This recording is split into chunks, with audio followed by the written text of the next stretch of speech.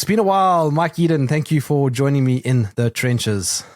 Jerm, it's great to see your face and to be speaking to you. My wife and I, we watch pretty much all your interviews, so you're a really key guy for us.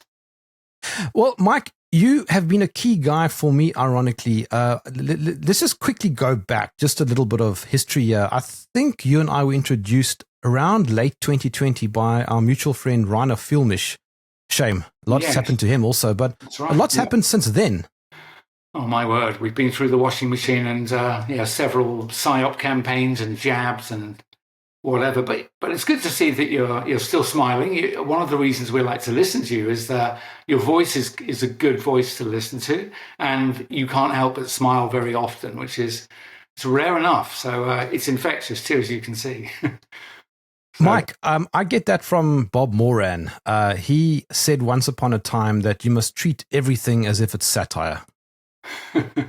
Yeah, there is something. I'm not any good at that kind of stuff, but I think I try to treat what's going on as lightly as I can, whilst not hiding from the seriousness, because otherwise you just become Dr. Doom, a depressed person.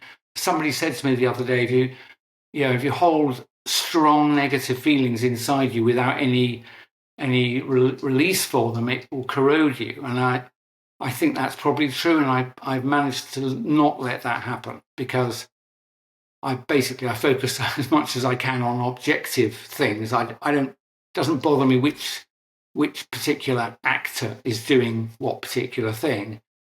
I don't get excited about individuals very much. Who cares whether Bill Gates is Bill Gates or somebody else? They'll be replaced periodically by other marionettes dangled in front of us. So, I try to stay focused on what's happening, to be clear about the sort of biggest risks, occasionally delving into detail to try and bolster the idea that I'm not completely mad, because a lot of people think I'm completely mad.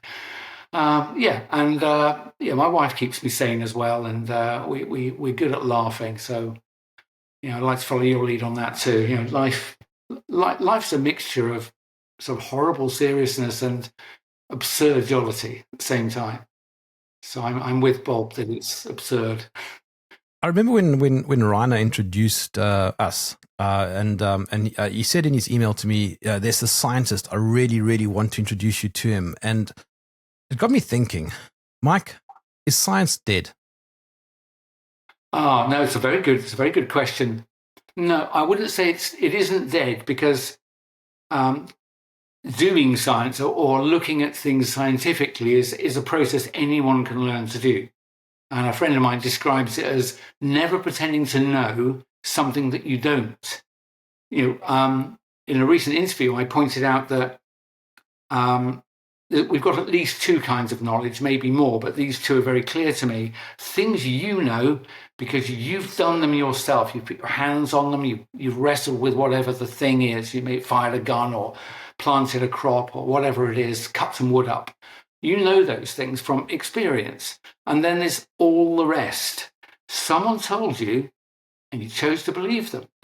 And I've challenged people, and I've said that I've had to be honest with myself and accept that probably like 95%, maybe more, of what I think I know belongs to that second category.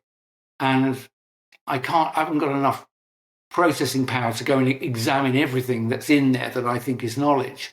But when I draw something that I didn't, out of the library of Mike's memory, and I'm trying to apply it to some problem, I think, do you know that?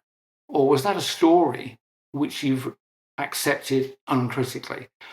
And that's one of our biggest problems. I recently came across the phrase preferred reality? I think it's preferred reality. It's a NATO phrase.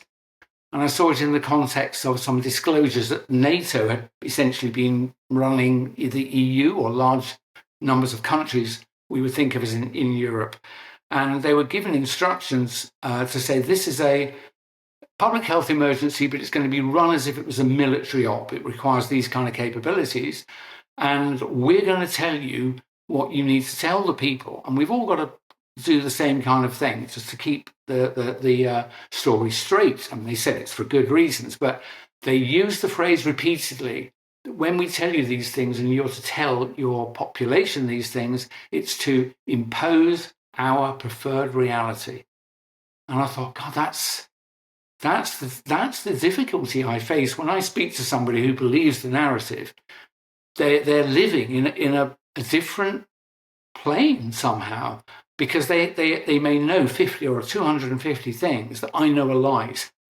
Or I've examined many of them and discovered that they're false, but they don't know that. And so when I pop in and say, things like, there wasn't a pandemic, just a lie about it, and a deliberately inappropriate diagnostic test to give the numbers.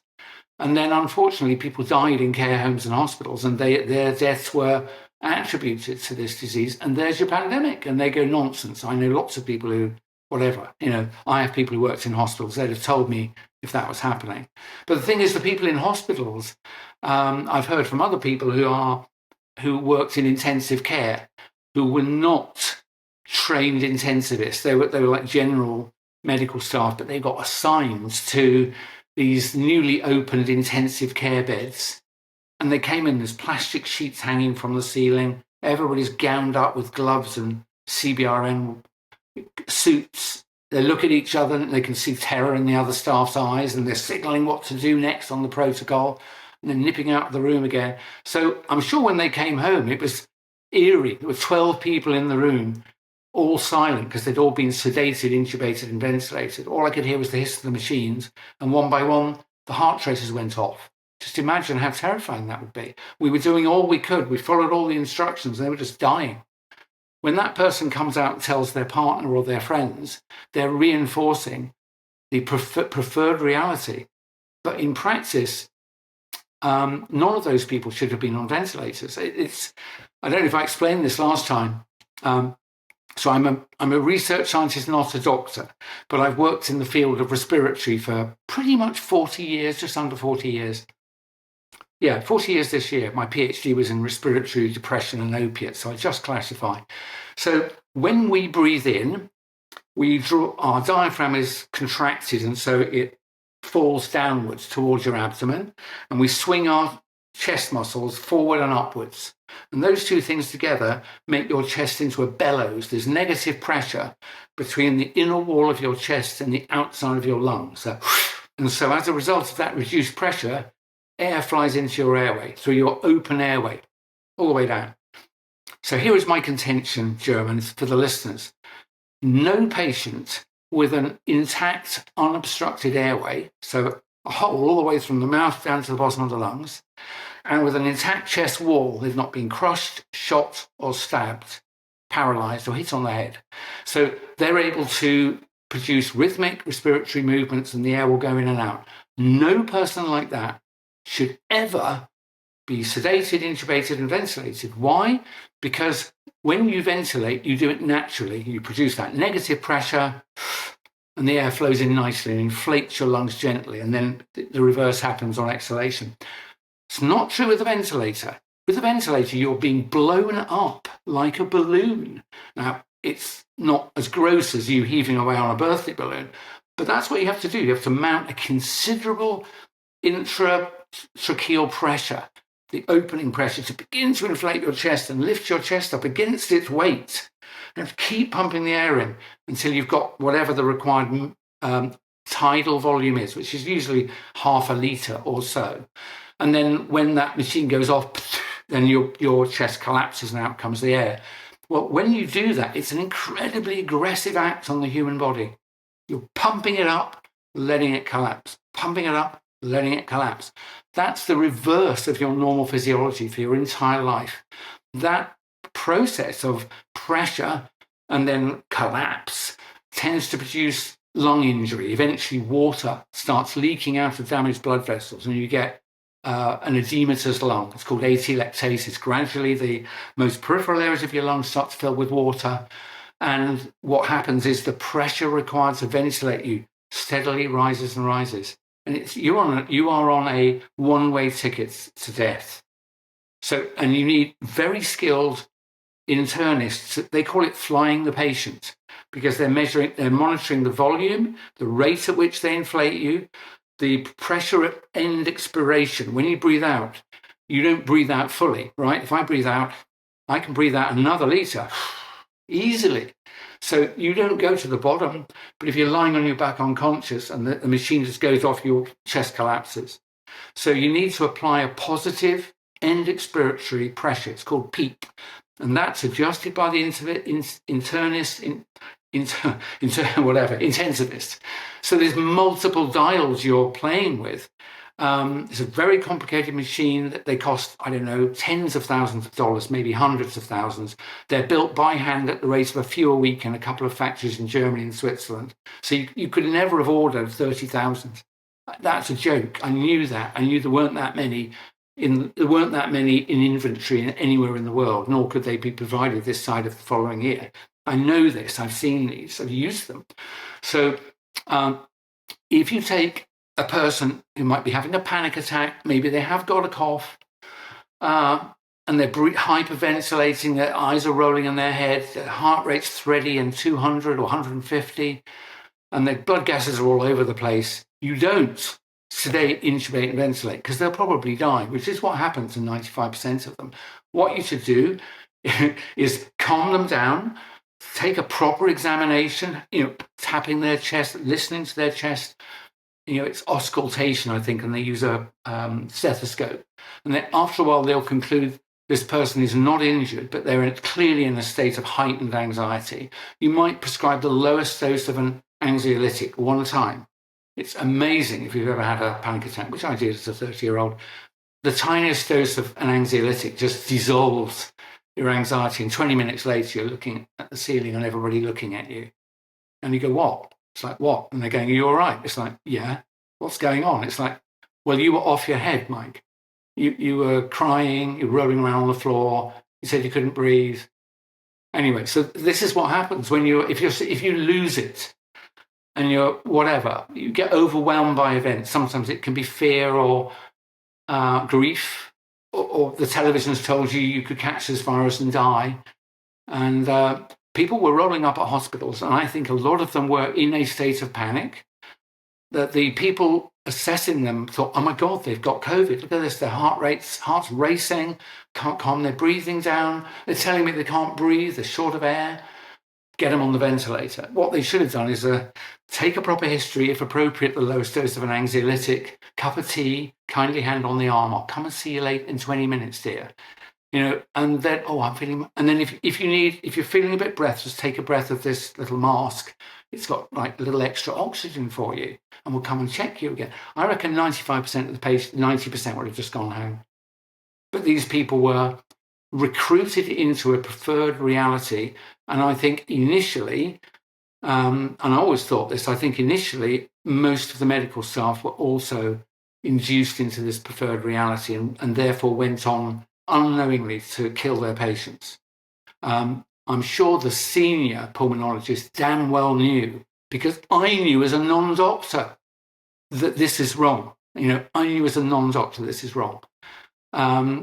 People might say, this is crazy. Doesn't Mike know that these ventilators are life-saving? Yeah, of course they are, Jerm. If you've had a head injury or drug overdose, you're not breathing properly on your own, your normal respiratory rhythm is gone or thready. You don't get them on a ventilator, they're going to die. If they've had a chest injury, pneumothorax it's called, where you've got a rip in that chest wall. So you try and breathe in and air just goes in through the slit in your chest. So if you've been stabbed, you've got to cover that. You won't be able to breathe in. If you just leave it uncovered, you'll get this air whizzing in and out of your chest and you'll just die. So, yeah. And then if you want planned surgery, I think most people who have complex coronary bypass probably go on a ventilator, or at least it's available for them during the 24 hours of recovery. Major surgery anywhere in the body that's going to take 8 hours, you're going to be so deeply sedated, they're probably going to be ventilating you. And then the last category I think of is people who've come in with such appalling injuries, like all 4 long bones broken, after a fall, a parachute accident, or they've been burned, a third of their body is burned, 2nd or 3rd degree. And the only thing you can do is to try and relieve them of pain is you deeply sedate them, and then you might put them on a ventilator until they can be assessed and so on. other than that, don't take walk-in patients who've got an unblocked airway and an attacked chest wall. You don't sedate, intubate, and ventilate. And ladies and gentlemen, in every hospital, every major hospital in every country in the West, that's what happened to your relatives when they went in. So that's part of the fraud. And I only referred to it because, Joan, we were talking about a new phrase for me that I learned from someone who'd been reading the NATO population control handbook or whatever. It wasn't called that, but they were describing instructions given to ministers of all of the major countries. You may find a video of, I think it's the defense minister or the home secretary of the Dutch government. And the lady is at the microphone saying, I didn't want to have to do the things I had to do, but but it was for the best, and I didn't feel good about it. So what the NATO people had said was, this is a major emergency. We need to run it like a military op. We need to impose on the population our preferred reality. And the reason I stuck in my mind, I think I only read it a day or so ago, is, my God, that's where your friends and family and relatives that you can't reach, they're in this preferred reality that was imposed on them through the media and through governments and these screens and everything. I escaped it because by, at most, late spring 2020, I just thought, hell, pox in all your houses. And I turned off all news media, including alternative news media, because I concluded quite quickly that a lot of those, voluntarily or not, weren't really on our side. They were revealing some information that was true. They generally didn't lie, but they would hang back on, for example, no one would have told you what I just did. No one medical would tell you that. So that people ended up in a reinforced preferred reality. If they escaped the A grade, which is watching the BBC or Reuters, if they escaped from that because they were suspicious, they fell into the net of the level 1 alternatives, who were not lying to them mostly, but they were not telling them the whole truth. And only the few people, difficult people like you and me, who just thought, this doesn't make any sense. I'm going to go and explore. We jumped out of the basket, and I don't know how far you fall, but there's another level, which is, what's his name? David A. Hughes, who's an international relations scholar, or was before he left university professor position. He was interviewed by James Delingpole recently, and he was describing the rather depressing third category. And I think James at this point quipped, "It's a small club and there's hardly anybody in it." That made me laugh. It was a typical Delingpoleism, because that's the point. You get to the point where you realise you can't trust any kind of large-scale media organisation, whether it's one that was established before or what. Basically, once it's got money swilling through it and lots of staff, I struggle to think how you would avoid being infiltrated and controlled at some point. People would just come in and say, it's a nice studio you've got here. It'd be a shame if anything were to happen to it. Or the same about your family or your job. And quite quickly, I think people will just do what they're told. And the only ones who won't, they're in this third category. It's not a very big category. But the good thing is, I think it includes whatever percentage of the world population knows they've been lied to, that we're fellow men and women with them. I don't know if you remember, a few years ago, you and Matthias Desmet both appeared alongside each other on my show. And Matthias has spoken about the number. He generally refers to about 30% or around about a third of all people at any given time can see through it. And I've often wondered, Mike, why us? Why are we part of that third?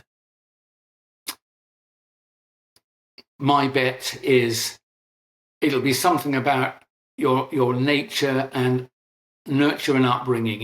It'll be something inherent in each of us, and then something about upbringing. So my by nature, and people often got me wrong on this in my career, and when it happens, I always used to smile, because they see me as mild-mannered, pretty gentle, easygoing, cooperative, and so on. And they thought, well, we don't need to pay any attention to what he thinks, when they're working on whatever their Machiavellian plan was.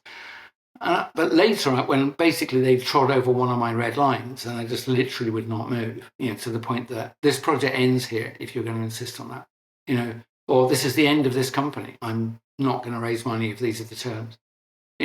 Oh crikey! And when I get to one of those points, I am incredibly stubborn. Just a tiny family story. I must have been like this when I was tiny, because my two sisters are both older than me. So when I was like 6 or 8, they would be much more powerful than me. And I remember at the weekends quite often we'd be wrestling in front of the TV or whatever. Maybe All In Wrestling was on the TV at the time. My dad was a fan. And my sister would often get me in a chokehold.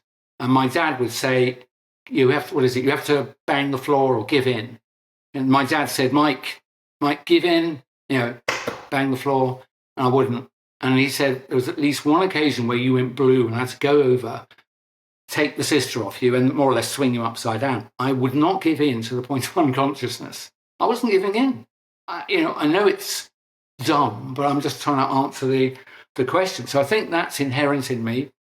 And then upbringing, I've always been just incredibly inquisitive. I'd be one of those annoying kids that would say, well, why is that then? How does that work? Well, why is that then? How do you know that? And I think I worked out quite early on that we don't know that much about anything, because even people you ask, they get to a point of irritation and they might snap, but then they would say, look, the honest truth is this is the best explanation I have of this. If you want more, you're going to have to go and ask an expert. And I'm like 10 or something. It's not because I'm clever. I just keep saying, oh, that's interesting. How do you know that? And then they realize they don't know how they know that. So that combination of, I'm very cooperative, but not if it goes over my red line. If I get to Mr. Stubborn, there's no moving me because it's wrong. I'm not going to change until I know why I should move direction.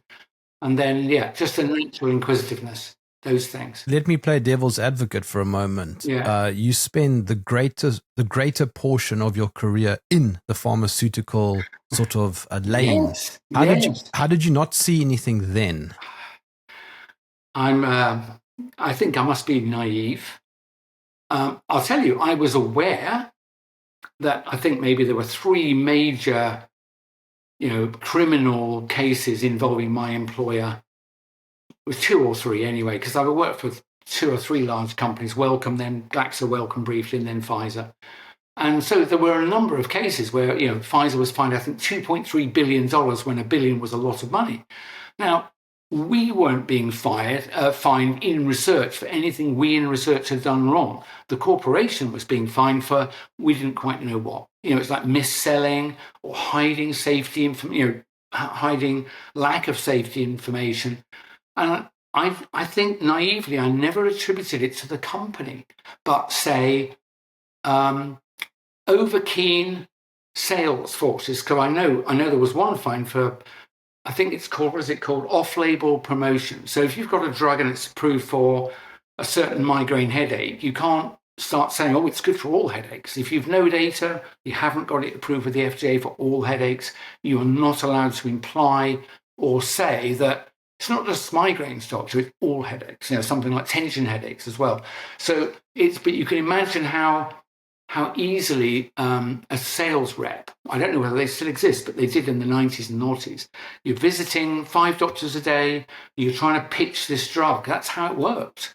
You try and persuade, not that I did this is what I understand, they would try and persuade the doctor to prescribe your product more often than the competition.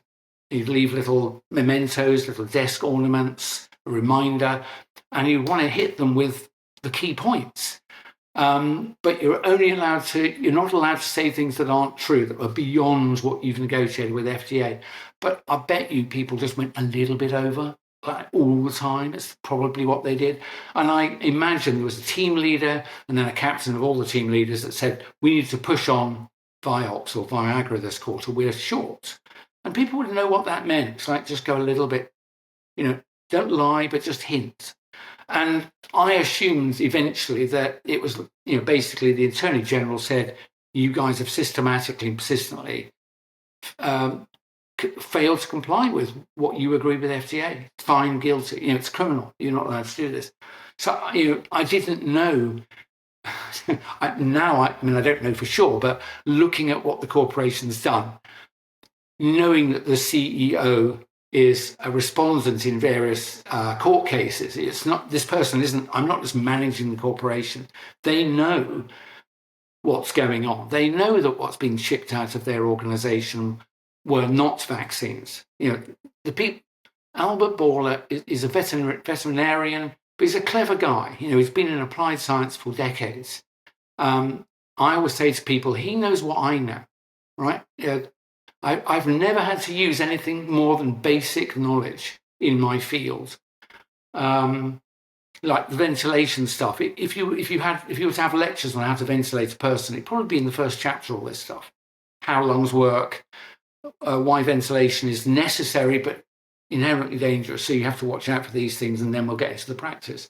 So there's no possibility that he doesn't know that if these injections did what they said on the tin, that is, there were a genetic code that made your body form a protein according to that code, that it wouldn't trigger autoimmune attacks in every cell. He knows that. He's a clever guy. So whether that's what went out or not, he was the captain of the company that shipped tens of, billions probably of doses of this material.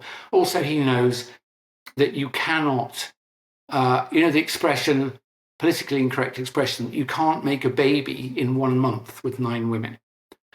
My head of chemistry used to use that expression because it's one of the better ones, you see. And they said, oh, you can't say that. He says, well, come up with a better analogy then. Anyway, so the thing is, it doesn't matter how much resource you throw at the process of development and manufacturing of a complex product. It can't be done in 10 months, whatever it was. A friend who worked his whole life in manufacturing quality, the tests for evaluating whether you've made at each step what you intended to make and what the impurities are before and after purification.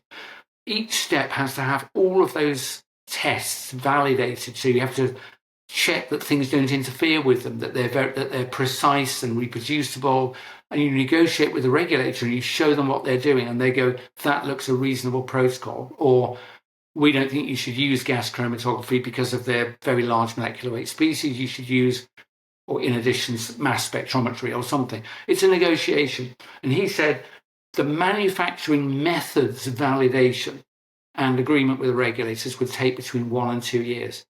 That's just for the measurements, what tests you do, and then how to show that those tests are being done properly and capable of telling you, steering you through the manufacturing process so that you can believe quality control at the end. He said 1 to 2 years. Well, they had a few weeks. So I know they did not do what they said. You can't do it in 10 months. And they didn't do. When you develop a drug, you make a small amount, you do some initial animal toxicology or whatever test you're going to do in test tubes. If that's okay, you make a bit more, and then maybe you'll dose your animals for what's called regulatory tox. So you might dose them for 3 months, something like that. You might make various measurements. That process alone that I've just described is way more than a year's worth of work. Even if you go to the most professional contract research outlets, I know I did it as recently as 2016 as CEO of a biotech. I had to negotiate these with my colleagues. You can't do, so that's just the tox. And then phase 1, you have to do single dose escalation in healthy volunteers.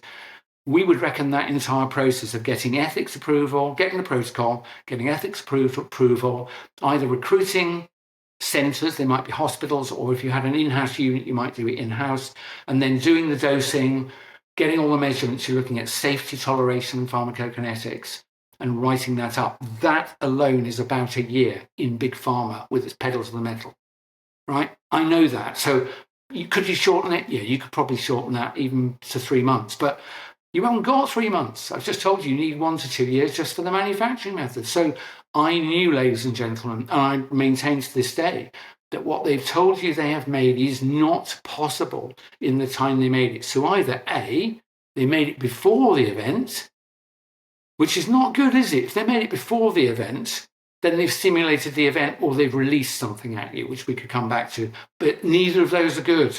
right? Or they didn't make what they said, but they jabbed 6 billion people. I'm not sure whether you should like either of those two things. You don't need to be highly sophisticated to know that what I just told you is true. It's verifiable. You could, if you've made some notes, you could go even ask Grok or something, and it will tell you the same thing. What's the typical time to do X, Y, and Z? So I've told people I'm kind of almost bored with talking. Not that you can tell from this, but giving these interviews, I've nothing new to say. But it's obvious there wasn't a pandemic. I always refer to Dennis Rancor, who I think you've spoken to. Yeah, and he is one of the more scientific people. I'm capable of being a scientist, but I always say I'm trying to investigate a damn crime scene, not trying to write a paper. I'm just like an ordinary person. I'm just using the skills and knowledge I've got. But Dennis is, in addition to that, is working with colleagues and painstakingly writing 100-page monographs, And so there was no pandemic. There's no hint of one. And the recent thing I say is that you can't declare a crisis unless there's a sign of a crisis somewhere beforehand, which you might not be able to see, but someone a level up might be able to see.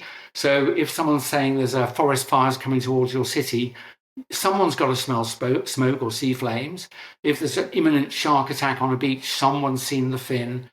If there's a supposed pandemic coming, some people somewhere have got to have been ill in greater numbers and died. And they didn't anywhere. And then they said there was a crisis, and then they started dying. So no vaccines, no pandemic, and then it just gets worse from there. Yeah, I'm with you. I mean, I was pretty much red-pilled after chatting to Denis. By the way, it's Denis with a silent S because he's Canadian and French. Yes, Denis. So you must sound fancied, Mike. Well, I usually do both so that people can spell phonetically. But yeah, Denis Rancourt. But it's I'm also bored of talking about COVID and the mechanics of it. I mean, I agree with you completely, but it does create a framework for something that a previous guest of mine, Jessica Hockett, very funnily said. She said, I started looking at the New York hospital data in 2020, and I found myself asking if man actually landed on the moon. That's excellent. That's precisely... Yes, that's precisely my journey also. Quite quickly you realise that, well, I'm not being told the truth here. I'm not being told the truth there. And I've listened to somebody else who sounds like he knows what he's doing, and he's revealed 2 other dirty, great lies. So it's like, well, what is true? And my general rule of thumb now, which has nearly got me into trouble, I'll try it with you. Anything that is of at least moderate importance, I know that's a bit of a fluffy one, but we know anything that's of at least moderate importance and everyone's been told is a lie. Yes. Yeah. So my in inversion. Yeah, my good friend Nick Hudson, he said something very similar. He said anything that's big is a lie. Yeah. Yeah, I remember him saying that. Yeah, the Hudson conjecture, I think it was, that anything that's declared as a global emergency that's only susceptible to global solutions and censors competing voices is a scam. I think that may have been roughly his first use of it, and it's just so beautiful because when you point it out to people, they would say, "Oh well, surely there must have been alternative voices." No, there weren't. You weren't allowed to have an alternative voice. Just immediately. You either comply or, what are you, a conspiracy theorist? I'm a proud conspiracy realist now. But yeah, I get bored even of spotting them. I don't care what the shape of the world is either. I mean, that one is one where, does that mean Mike believes in flat Earth? Because they always say that. Well, because the shape of the world, I think, is apparent. Well, what they want you to believe is apparent. BBC even has a spinning globe as a logo. Like they used to anyway, BBC at the bottom. So it's of moderate importance at least, and everyone's been told. So by my own definition, it's a lie. But the thing is, the opposite of a sphere is not a flat plane. So I don't know what shape it is. Could be a Mobius strip.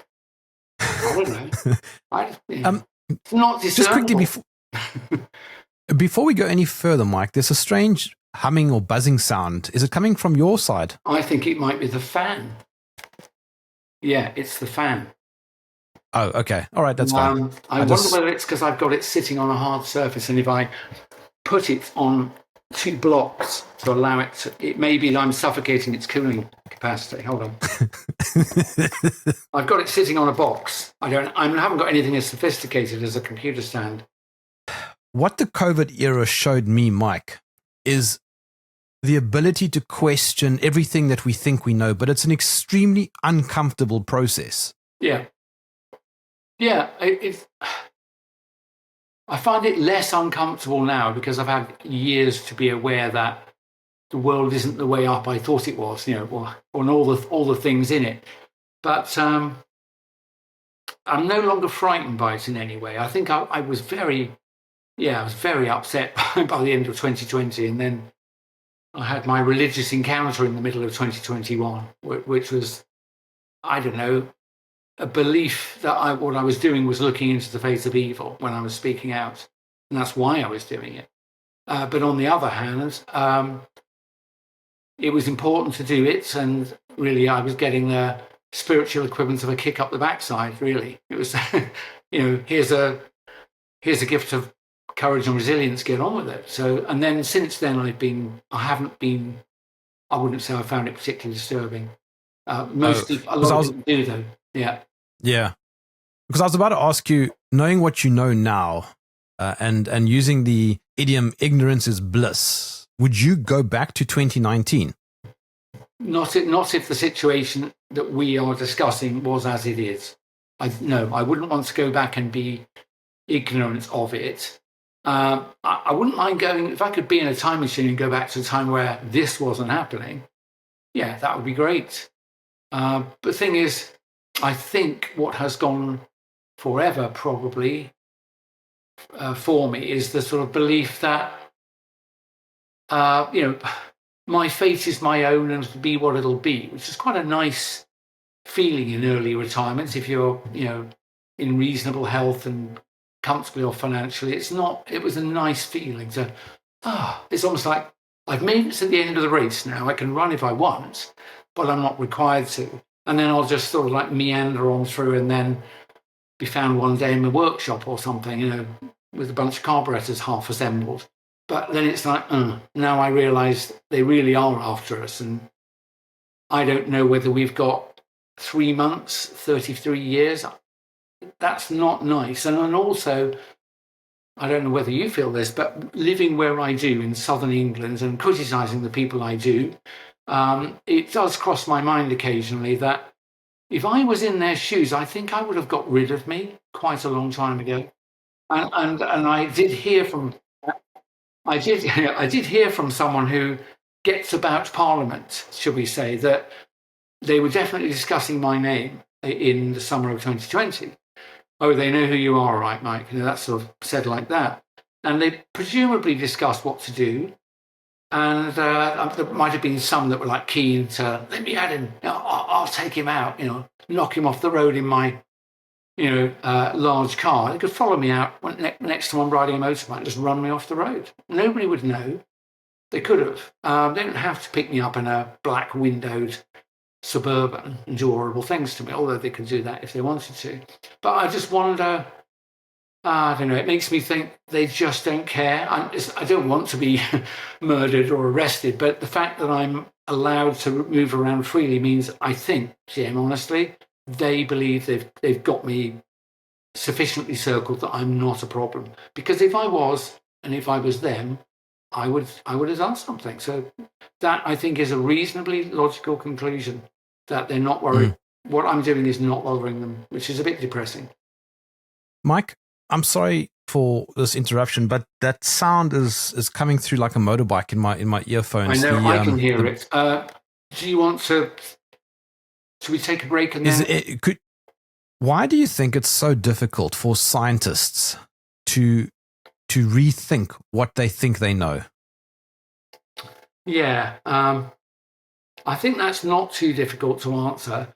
If you're honest, when you do your as it were, your best work, as when I was a CEO of a biotech. And what do you think, Dr. Yeadon? When I'm pontificating, I'm saying only a few sentences, but it rests on like 30 years of thinking and experimental work and reading. Yes, so if a scientist is then challenged to say, excuse me, I think quite a few of those foundational pieces, like that one there and those right at the bottom, I don't think they're correct. I think people are well aware that if they go fussing around down there with a crowbar and a pneumatic drill, the whole thing's going to go over. It's like they're aware that if it is true what you've said, that these foundational pieces are wrong, then it doesn't take them long to realize that everything that rests on top of that is potentially null and void.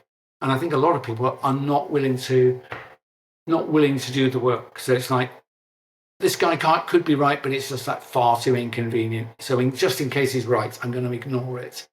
I think it's because of the way you operate. It would be like being told as a sportsman that your training regime has always been wrong, but you've been doing it for like 10 years. You'd know that you would not be able to undo the effects of that training that you've adhered to for 10 years. So you don't want to know. You don't want to be told at this point. You are where you are in terms of physique and fitness and so on. But there is another one. What was the other one? Yeah, I saw a YouTube video maybe 4 years ago. I've not been back to it, and I think it was called The Staircase of Disbelief, or it described something called The Staircase of Disbelief. And the ground floor that we stand on initially is the preferred reality. It's the imposed reality. The first step is something you're sure in your mind is a deviation from what you've been told. So in our case, you could speak to many English people and say, do you remember when we went to war with the Americans and invaded Iraq? And they go, yes. I said, do you remember in the weeks before that, we had various politicians coming on the television telling us that Saddam Hussein has weapons of mass destruction that he could unleash in 45 minutes. Do you remember, folks, the 45 minutes claim? And then I think a couple of days before Parliament was due to have a free vote, a dossier was submitted. I don't know that we saw this dossier, but apparently it had been put together by advisors to the politicians, so they're not military people. And it contains numerous claims that people said were just simply not true, including the 45 minutes claim. And so when you take people through that history, I'll say, so would you accept that our government lied to us through the television so that it could send men and materiel to Iraq, after which they killed about 1 million innocent men, women and children? And they don't know what to say at that point. It's like, that is what happened. It wasn't a mistake. It wasn't justified in the terms they gave us. They lied. Our government lied to the House, lied to the public. The Prime Minister lied. The BBC lied every day. So I'll say, all I'm telling you is they're doing that again. That's all I'm telling you.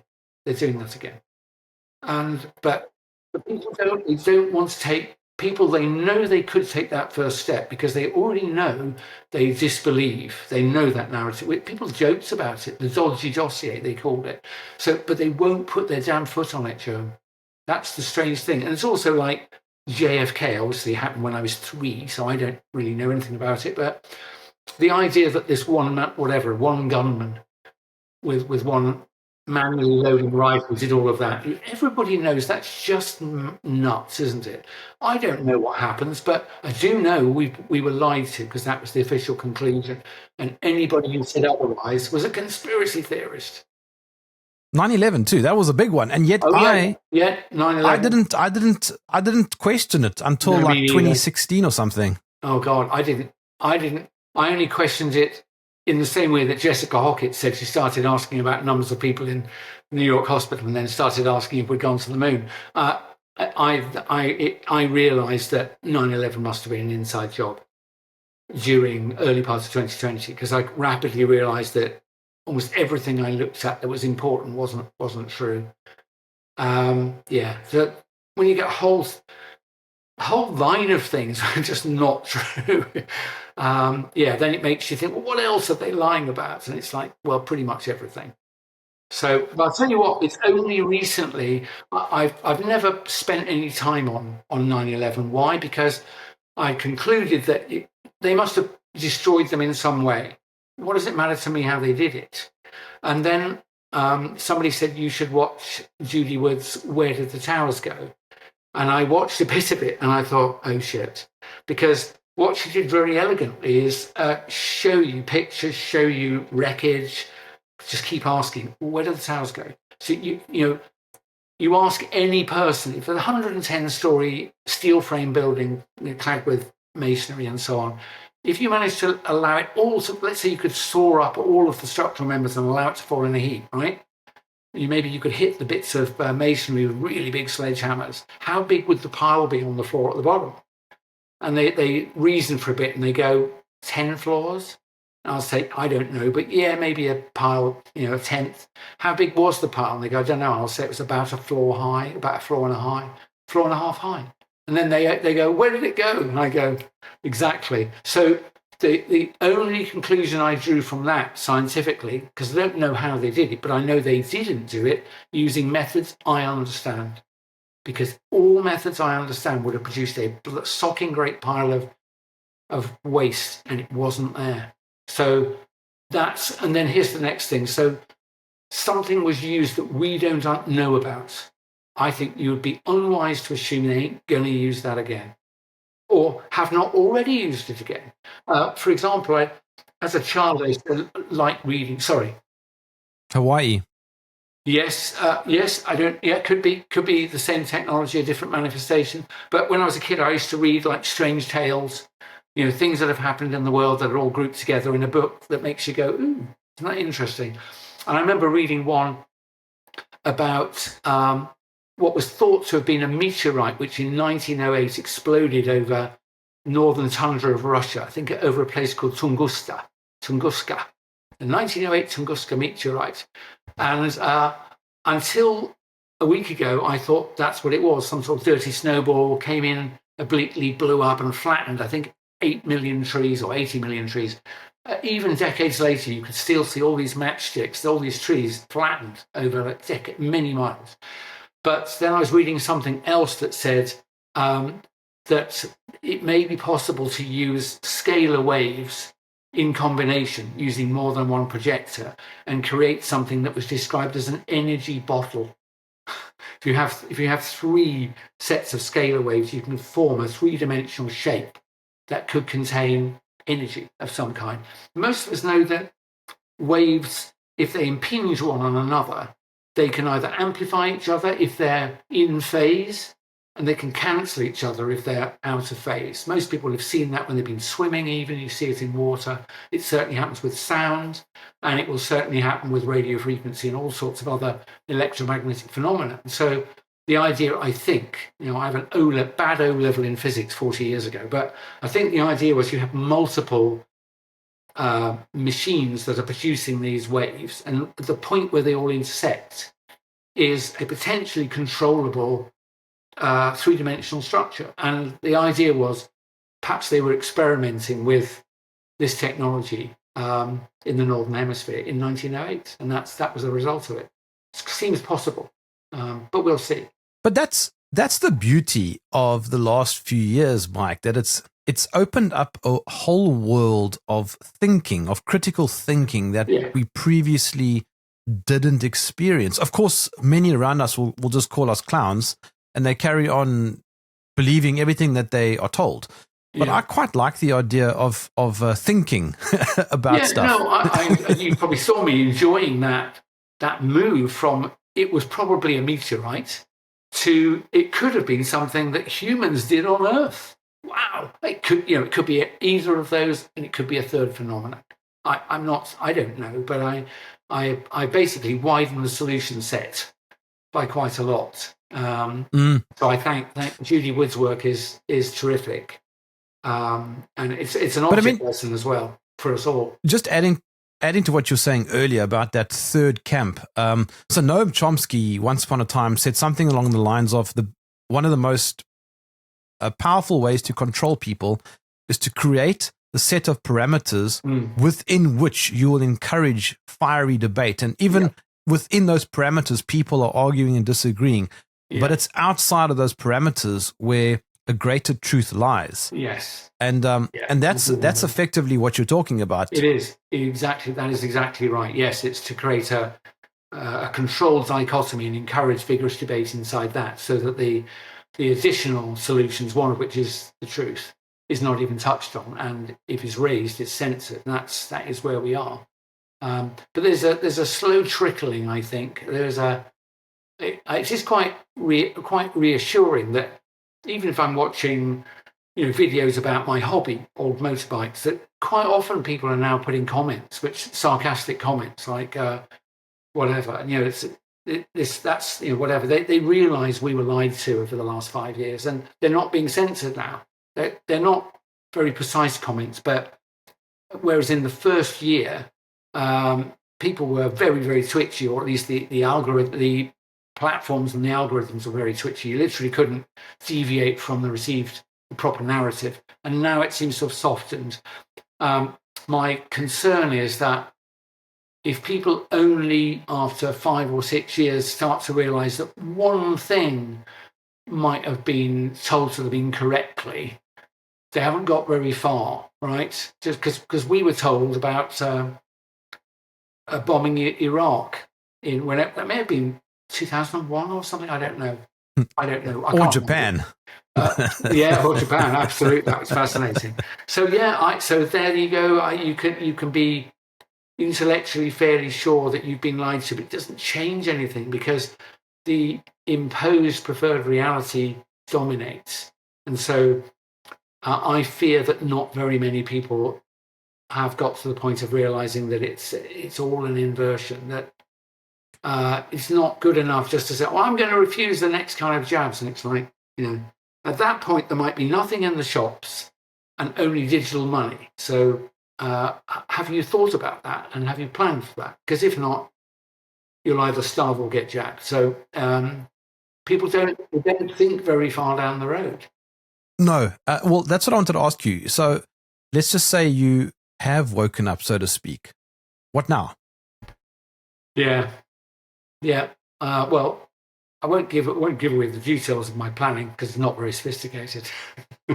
But I've taken certain steps that means that unless they come out and arrest us en masse, it won't matter what they do next, because I've got certain provisions and means that means I'm not dependent on them for a decent period of time.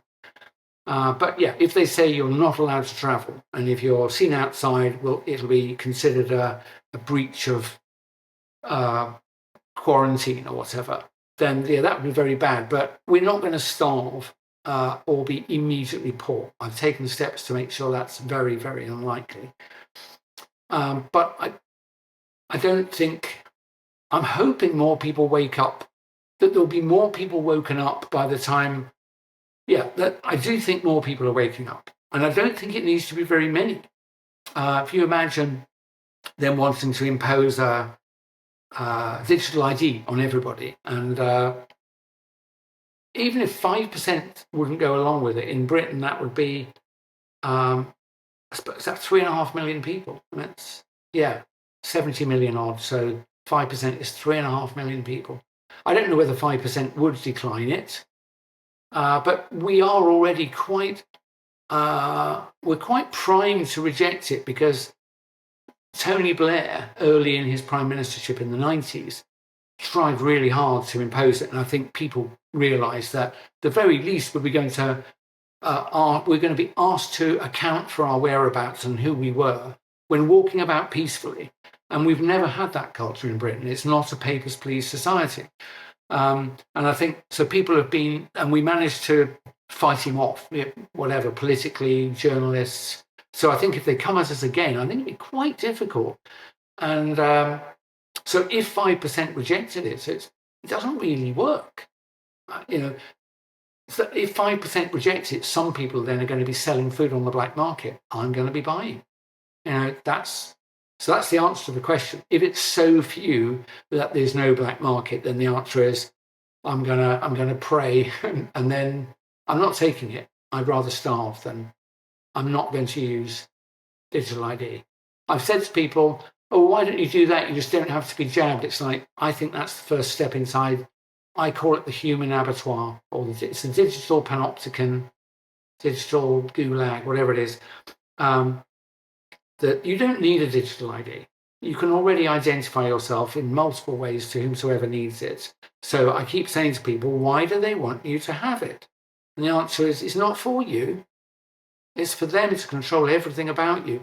And they go, well, isn't it, we've got loads of digital IDs. I said, you haven't got any that are updated in real time, which contains rich information about who you are, where you are, what you're trying to buy, what else you've bought recently, where you are geographically in relation to some 15-minute community boundary, whether you've said hurty words on the internet. All of these things can be instantly modified in your digital ID, and I think will do. That's what I always do. I always think, if I was the evils, what would I do? And that's what I would do. And they have warned us that you will be eating less meat. You know, they have warned us that you won't be traveling by budget airline on holiday, and that, ladies, you won't be able to buy more than 3 items of clothing a year. My wife and daughter get that many through the door every day. They mostly take them back, but this is part of their living. They both of them like buying. They compare notes, take things back. They do buy quite a lot. Use them for a bit more.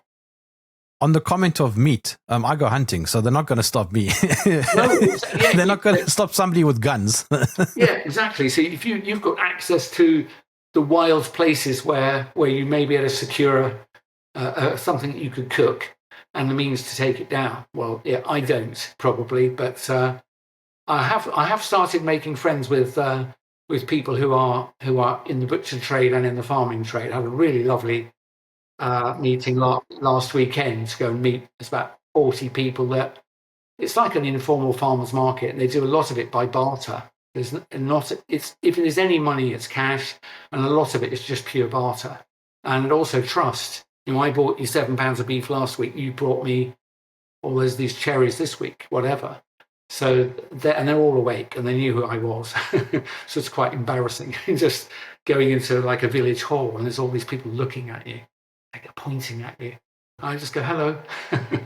So that was quite fun. So we started, because we didn't do any of that. We were too busy buzzing around the world. We went to Spain and Costa Rica and America and France, and so I didn't really. And then we moved house, so we don't know that many people. And so it occurred to me recently. I thought we better start making some connections, because if they do impose some event, we won't know anybody, and we'll be eating baked beans until we run out of baked beans. Hang on, Mike. You just mentioned a whole bunch of countries that you were traveling to. Have you been to my neck of the woods? No, we didn't. I have to say, my wife is very keen on the idea. She does like the idea. One of the main impediment I have, and we both have really, is that both of our adult children, I think they're like late 20s, early 30s. Intellectually, they know quite well what's going on, but their lives are busy, and day to day, they just get on with their normal lives. One is raising 2 small children, the other's just bought a house and is going to be remodeling it. What else are you supposed to do? They're getting on with their lives. So they haven't given any thoughts really down the road. And when I've said, I think the only kind of places in which we would have a reasonable shot, not a guarantee, a reasonable shot of a continuing free life would be either a place that we used to call third world, and you'd have to be on the rural end of that. And they just wrinkle their noses. It's like, what, no warm water and, no mod cons. I said, pretty much. Yeah, that would be pretty safe. Because if you're at the end, it's not that bad. No, I know, but I hadn't considered South Africa, because I think I don't shower in, Mike. I don't shower in cold water. Well, the point is, I think of it as first world, and so I think, why aren't you almost as vulnerable as Paris and London and New York? I mean, why aren't you? I mean, I think you told me, or you sent by email, you said that We do not have guaranteed electricity all the time, which was, I think that was, or at least, is that in the city or in the suburbs? It's everywhere, the entire country. That's blind. That's amazing. So that is important, that you can't really run a full-on techno control grid if you don't. No, you can't. No. In South Africa, we will never get onto that 15-minute city control grid anytime soon because it's just too chaotic. Yeah. Right here underneath my desk, I've got backup power just in case the main power goes out. Right. Yeah. No, okay. That's important. So you've got there are some attractions. Many attractions. Yeah, well, that's exactly right. So when you have an inept government, a completely useless state, it forces you into a mindset of prep, into a mindset of self-reliance. Yes. No, I really like that. I'm going to mention it to both the girls again because I said, look, you're here because you were born here, and that's our fault. You know, you don't really love it here, and it's awful, isn't it? And it's getting worse. So. But, I mean, to be fair, I'm not suggesting you move here. I'm simply asking when you come in to visit, and more specifically, come to the Kruger National Park and I'll go with you. I'm not. I don't think that, as it were, running to safety it's not really for me, I don't think. I don't know. I also think the end comes at some point. I wouldn't say I don't really mind, you know, if it happens to happen tomorrow or if it happened in 25 years, it's not that important. I've had a lovely life. I'm still enjoying it. If it ended tomorrow, it would be all right. So, you know. Well, just so that we're clear, you say you have a lovely life, but the last few years, you are one of the pivotal people, at least in my life, who had positive impact. Yeah. My child who was born a year ago, just under a year ago, is not vaccinated thanks to people like you. Good. Fantastic. And there's no reason ever to, and as you know, no reason ever to feel any guilt. Did I leave them unprotected? No, I didn't realize until relatively recently that that's all just a story. The whole thing is just a story. Contagion. So, But anyway, I think we'll. Okay, so Mike, let's come in for a landing. Give me the moral of the story. God, the moral of the story. What? Which story? You might want to provide some, or at least a possible structure. Oh, which story? Well, okay. What is the moral of your story? The moral of your story. Yeah. I think for me, I feel quite strongly about this. If you have an opportunity to do something that's good for other people, you should damn well do it. Because I sense it must be true that a large number of people could have helped and didn't, and they could help now and aren't. And I think we could roll them over. People who have information, they're not going to hang, draw, and quarter you if you say, I detected this lie. You know, this is unequivocally a lie, and I'm going to tell everybody I know, even if they laugh at me. Do it. Plant the seed. It does work. There's a friend of mine who's made QR codes of the video I made before the one that just was released. It's called so-called Silver Bullet.